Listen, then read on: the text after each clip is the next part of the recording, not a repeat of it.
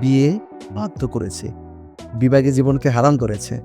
হ্যাঁ, জি, অবশ্যই। দেখো তার মানে কি হচ্ছে, তোমার প্রত্যেকটা বিষয়ে সমন্বয় করতে যা যা দরকার আল্লাহ করছে। লাইক দোয়া পড়ো তুমি, রব্বানা আতিনা ফিদ দুনিয়া হাসানা।